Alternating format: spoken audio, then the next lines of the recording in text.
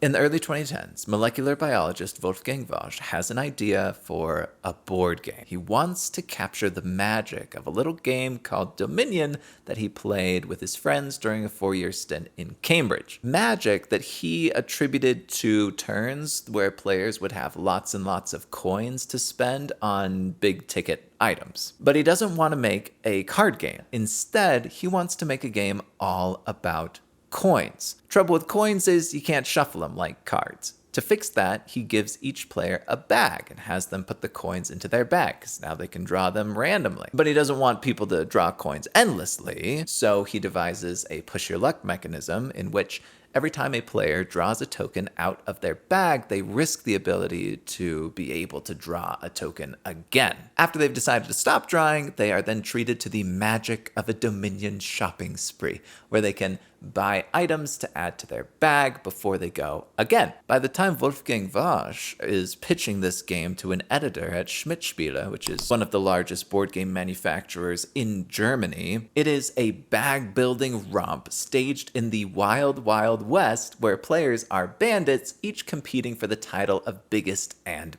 baddest, that Wosch calls most wanted. Well, the editor really likes the mechanics, but not the theme. Apparently, the Wild Wild West doesn't sell super well to German families, so the editor says, tell you what, I love what you're doing here, but let's just tweak this theme a little bit. What if players are not pulling coins out of this bag? Because that doesn't really make sense anyway for bandits to pull coins out of the bags that they're putting the coins into. What if they are pulling potion ingredients out of the bag, and they're like adding the ingredients to a potion? Wosch likes this idea. He says, okay, actually, I've got a game that I'm working on right now. It's a prototype. I haven't shown it to anybody else, but it's about charlatan doctors, or quacksalvers. What if we make the players charlatan doctors brewing remedies? They can like pull potion ingredients out of their bag. Sometime later, Germany gets Die Quacksalber von Quedlinburg. A few months after that, North Star Games publishes the English translation of Wosch's game, The Quacks of Quedlinburg.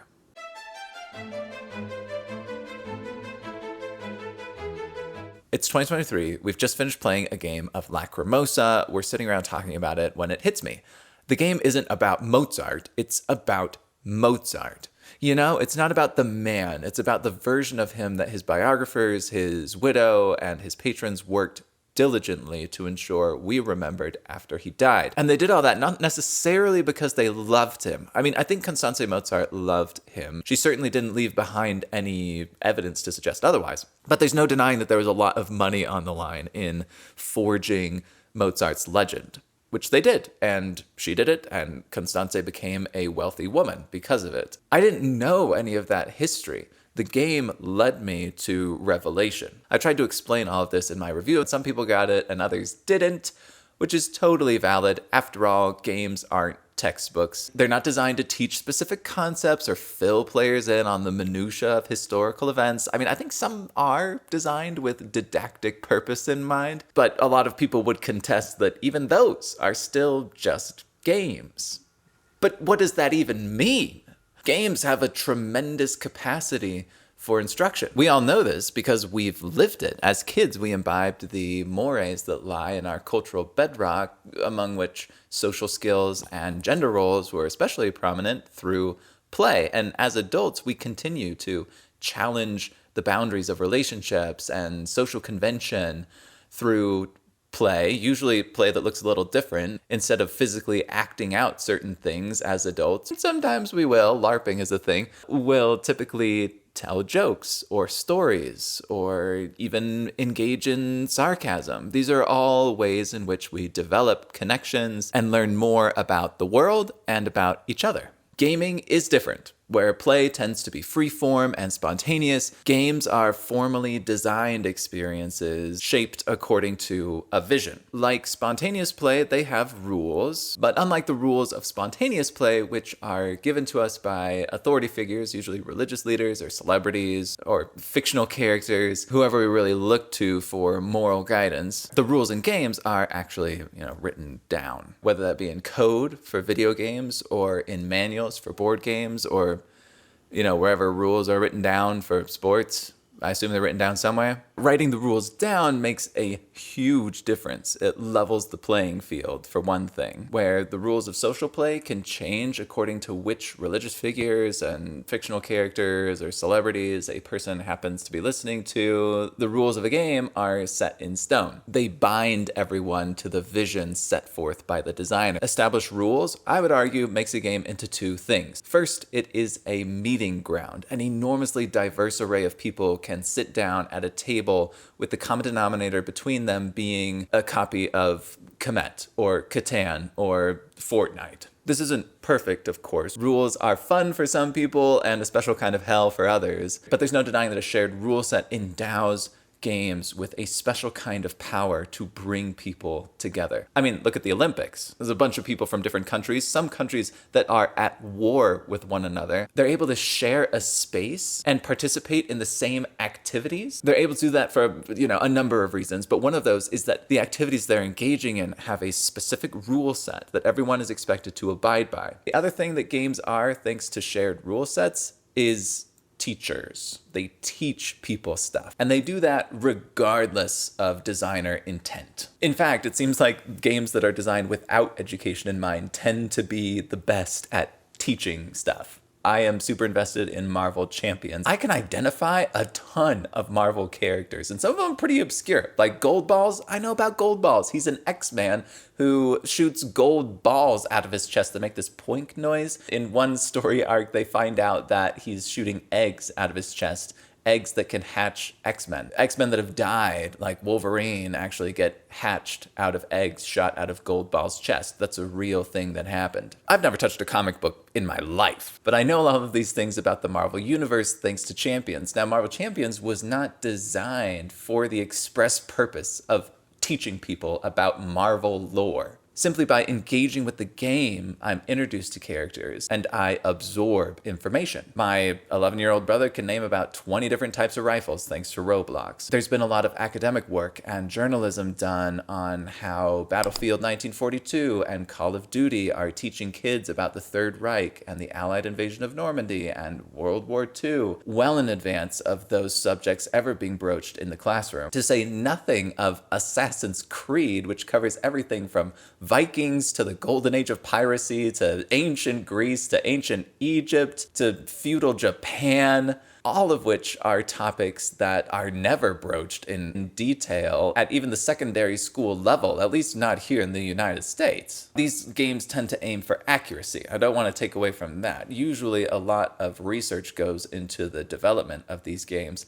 There's an Assassin's Creed that's staged during the French Revolution, which I believe is Assassin's Creed Unity, in which they digitally rendered a model of Paris in the 18th century. And it's like a 1-to-1 scale. Like they totally rebuilt the city of Paris in the 18th century. Crazy. However, they are primarily a source of entertainment. They are games first. They're not designed as classroom supplements or pedagogic materials. My argument is that regardless of designer intent, they are historical arguments nonetheless. They teach players, even if they don't mean to. And that brings me to the Quacks of Quedlinburg. I think it's pretty apparent that Wolfgang Vosch didn't intend for quacks to teach anyone about Germany, the German Renaissance, German history, German culture, or really anything at all, other than maybe the ways in which bad luck can destroy your dreams. But Quacks features a bunch of people on its cover and in its art, and when people play the game, they come away from the experience with ideas about those people. Granted, these initially might not be ideas about Germans, since a lot of people, at least a lot of people where I live, don't know that Quedlinburg is a real town in real Germany. But after playing, there's definitely this takeaway of,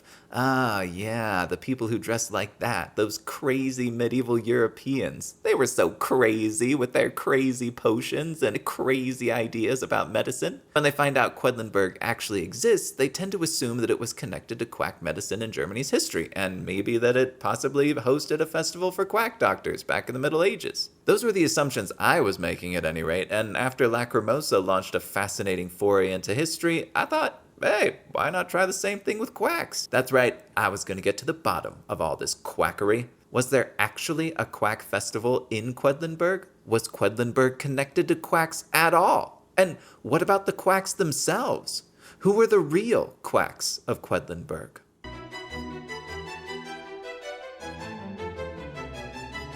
The answer to this question is no, not specifically, though the town of Quedlinburg is a kind of classically German choice of setting. Quedlinburg has been around for a long, long time. It was but a bunyan in the western part of the Bode River Valley, just north of the Harz mountain range, which is in like kind of the central part of what is now Germany, when the Duke of Saxony, a guy named Henry, or Henrik, was asked to be king of what was then East Francia. Now, Henrik was a big fan of hunting. When the nobles of East Francia came to him to inform him that they had elected him to be king, he was fixing his bird nets. And he was like, oh, king? I mean, sure, yeah, that'd be cool, but I gotta finish fixing my bird nets first. And the nobles were like, okay, Henrik. Like, nobody really let this go.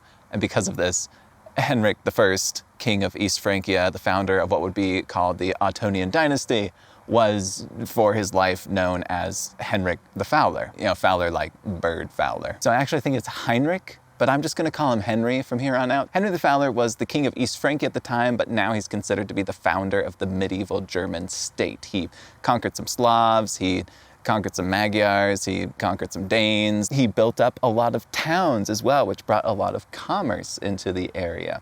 Quedlinburg being one of these towns. Henry loved Quedlinburg so much that he built a palace, or a pfalz is what they call them, there. This was great for Quedlinburg. You know, they got a palace that the king has, right? One of many, but it's a palace, right? This was great for its economy. His son, Otto, actually built and expanded on that palace after he died. Speaking of which, his wife, Mathilde, also built an abbey in Quedlinburg after Henry died. She intended this abbey to be a tomb for him. She wanted it to be filled with people whose sole job it was to record Henry's memory. She had his bones buried in there. She herself was buried in there later. She built this all the way back in 936 AD, and the abbey is still there. It looks like this. You can go see it for yourself if you want, if you travel what's called the Romanesque Road, which is a path through the German state of Saxony-Anhalt that'll take you through a lot of beautiful towns. Mathilde was later canonized as a saint, and her bones are still in the abbey right now. But Henry's aren't. And guys, people don't know where Henry's remains went. Like, his body's just been missing. And that's crazy. Because, like, could you imagine here in the United States if, like, George Washington's body was suddenly missing? Henry the Fowler is, like, the grandfather of modern Germany. Maybe, like, great-great-great-grandfather. But he's up there. And his body's just gone. Today, Quedlinburg is an important World Heritage Site known primarily for its Fachwerk houses, or timber-framed houses. You see them on the cover of the board game. This is what they look like in real life. They'll probably look familiar to those of you who have been to Epcot in Disney World. The set dressing there is crafted with this idea of kind of authentic old Germany in mind, and the Fachwerk house style is considered to be like an integral part of old German culture. Since it's connected so strongly with Henry the Fowler, and through him the origins of Germany, Quedlinburg is a special town in the country. People have even called it the cradle of the German Reich. And if that sounds like something a Nazi would say, well, a Nazi didn't say it. It was actually said by a historian named Christian, or I think he's a historian. He wrote a big book about the Romanesque Road. His name was Christian Antz, and he published this book back in 2001. But boy, the Nazis, they really liked Quedlinburg because the Nazis were obsessed with this idea of pure, authentic Germanness, and they looked to Quedlinburg as the fountainhead of German culture. They were down bad for Quedlinburg. They were simping for Quedlinburg so hard that Heinrich Himmler, who was one of Hitler's most conspicuous toadies, designated the town a shrine, like a pilgrimage site for Nazis. And by the way, the Nazis claimed to have rediscovered the body of Henry the Fowler back in the 30s sometime, and of course it was a fake. Himmler literally worshipped Henry the Fowler and would take a posse of his down into the crypts of the abbey every once in a while to enact ceremonies on the grave of Henry the Fowler. He actually believed himself to be the reincarnation of Henry the Fowler, which I guess would have made him Henry the Fowler. So not unlike Colonial Williamsburg in the United States or Old Quebec in Canada, Quedlinburg is a historic village in Germany, an icon of the nation's past, preserved in the interest of collective memory. I've never been there. I wanted to book a flight all the way to Quedlinburg for this video. Turns out plane tickets cost money, but you can go into the Quedlinburg town site and they have photographed the entire town. So you can do like this little 3D immersive tour through the streets. I spent hours virtually walking through the streets of Quedlinburg trying to find the exact angle on the abbey that is preserved in art on the board game cover. I couldn't find it. This is the closest I could get. I don't know, it's like not too bad. I think the board game artist took a couple of liberties with the way the houses are positioned in relation to the abbey. But that brief summary of the town's history and significance should hopefully give you an idea as to why it would be such an obvious choice for a game set in Germany. So that's Quedlinburg. But what about the Quacks?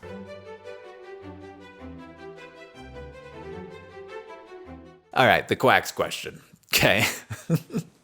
There's a lot to unpack here. If we assume the action of the game takes place during the German Renaissance, which I actually feel comfortable doing given what this guy is wearing. His outfit is reminiscent of the Landsknecht style. We enter a world where medical practice is, as historian Catherine Park put it, pluralistic and loosely regulated, to which I'll just add, and defined by a blending of nascent science with the occult. If you were sick in 16th century Germany, first of all, I'm sorry, the road in front of you is about to get really rough. But before you tried anything else, you would do everything in your power to treat yourself at home. This would mean asking your friends, relatives, and neighbors for advice. They'd recommend to you anything that they had heard of. This could be an enchanted belt, or a poultice, or some herbs, maybe a strong tea, a lot of prayers, good long rest in bed, summoning a spirit to ask it for advice. If you tried all those things, and for some reason they didn't work, you would cast your situation farther afield. And this is where your path to treatment would start to look a little different depending on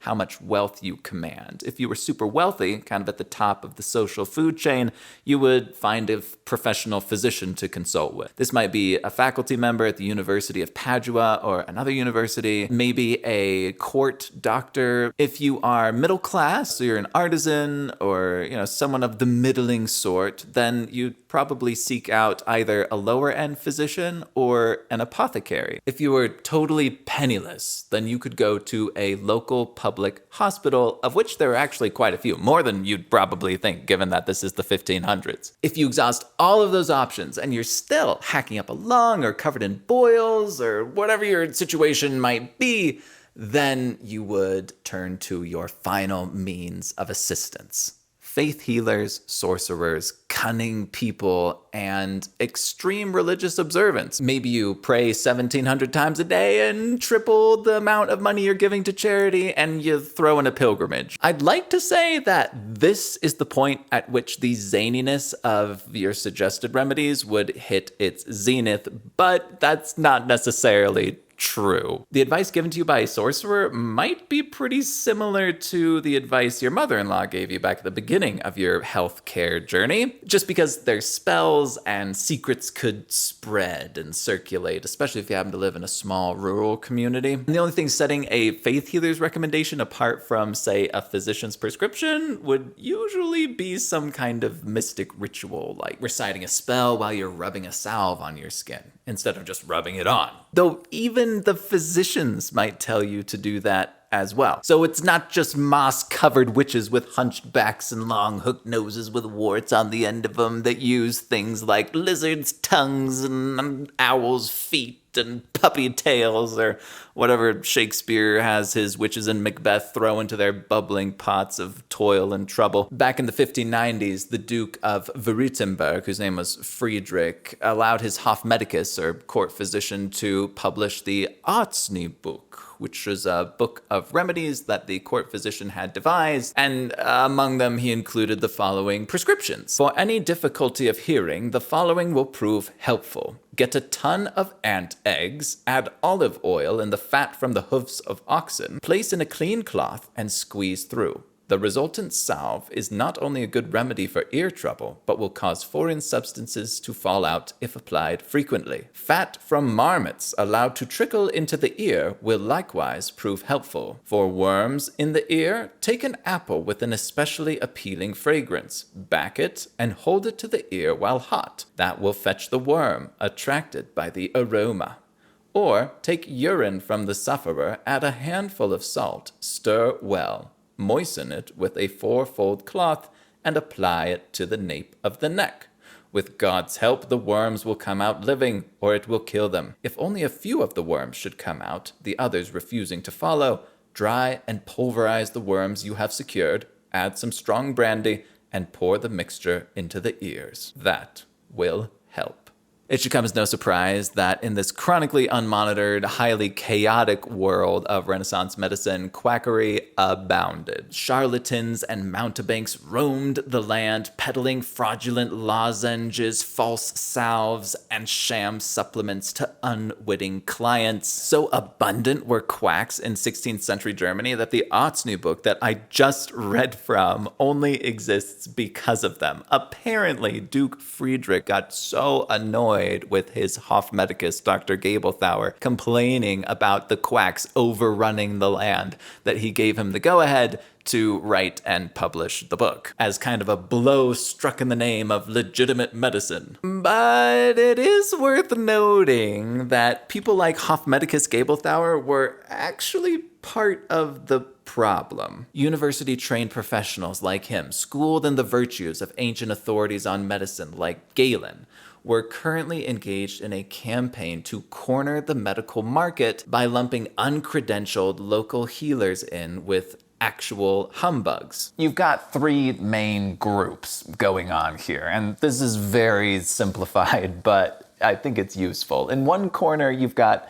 the healers, and I've included barber surgeons and apothecaries in this category. These people are skilled professionals that service the masses, but they lack formal university training. Here, we've got the university-trained physicians. So these guys are a bunch of dudes, like our friend, the Hofmedicus Dr. Gabelthauer. They've usually got Latinized names. They're learning that all of the secrets of medicine were unlocked by the ancients, specifically the ancient Greeks and the ancient Romans. They're building a whole medical framework based on the ideas of Aristotle and Galen. They are very new to the scene here. Local healers, domestic healers, barber surgeons, apothecaries, they've been around for centuries. The guys down here from the universities, they're not coming around till the 13th, 14th century, maybe the 12th century. But you're not really seeing university-trained medical professionals in any substantial numbers until the 13th century. Then we've got our friends, the quacks. These are people who deliberately swindle others out of their money by selling them stuff that doesn't work. The stereotypical quack will set up shop at a fair and loudly proclaim the supposed benefits of their wares. There's a French song about this where the singer becomes the quack and he's telling the listeners about all the places he's journeyed to, the faraway countries where he has obtained all of the rare ingredients for his magical concoctions.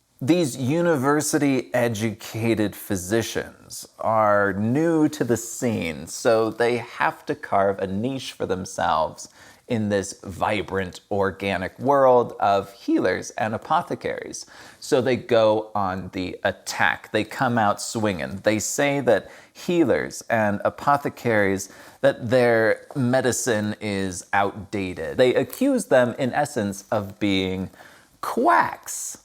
Now, this is not true. This is libelous because quacks are people who sell sham remedies, and they know it. They're swindlers.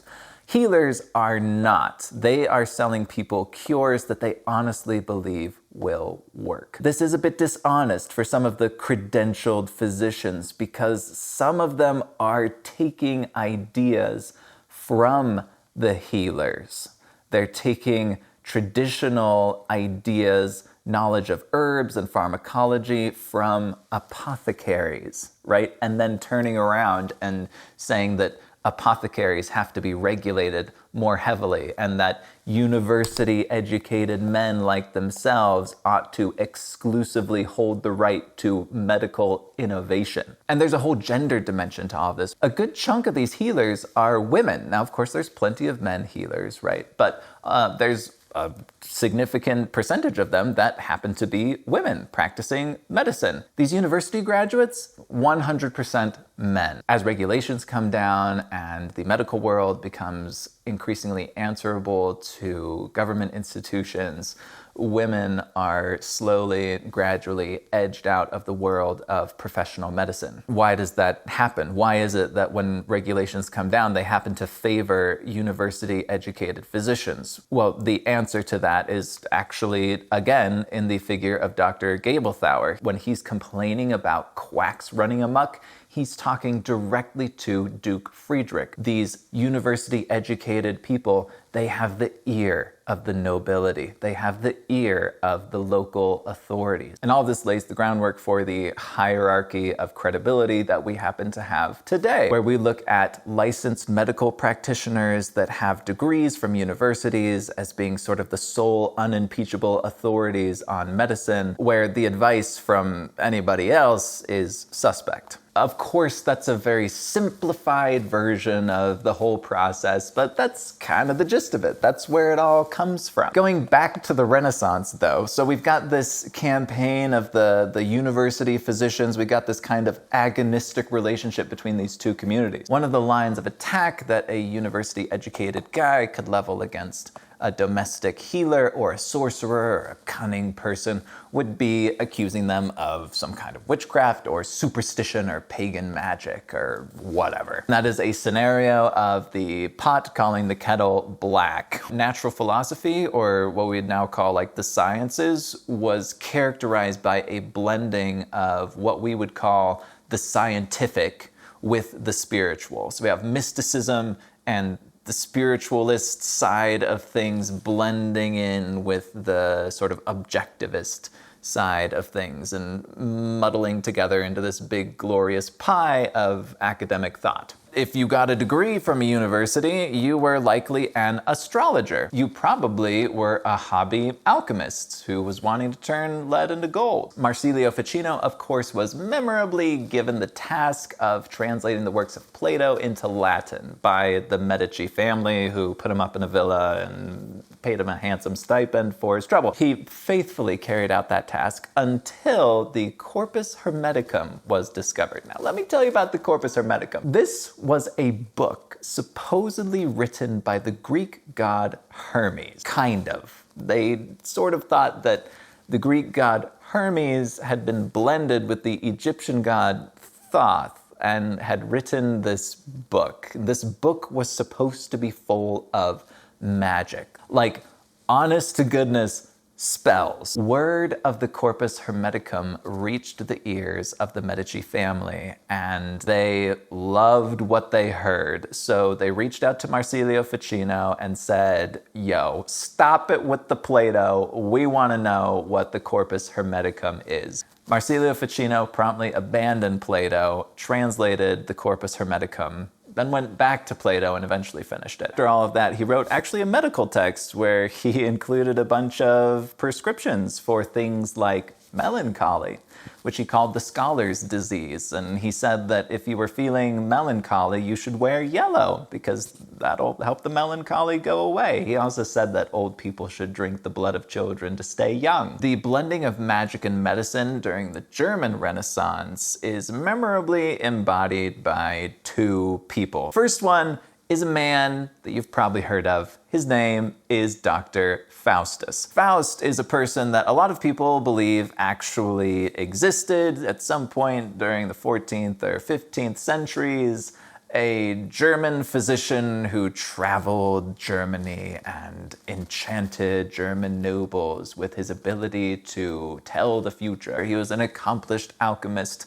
He also apparently traveled around with a dog that would transform into a servant. The various misadventures of Dr. Faust were compiled into one chapbook, is what they call it, which you can think of as kind of like a Grimm's fairy tales-esque sort of compendium of very short stories. This chapbook was really popular in Germany before it was adapted into a stage play by an English playwright named Christopher Marlowe. The character of Dr. Faust is a university-educated man. He mastered Greek, he mastered Latin, he read Aristotle and Galen and Avicenna. He learned all of this stuff and it left him feeling bored and depressed, like humans didn't have the knowledge he was seeking. So, like most of us who have reached a similar conclusion, he decided to summon a demon and sell his soul to the devil. While I think the character of Faust is supposed to be in part a bit satirical, especially this one part where he goes to a village that was stricken by the plague in his youth,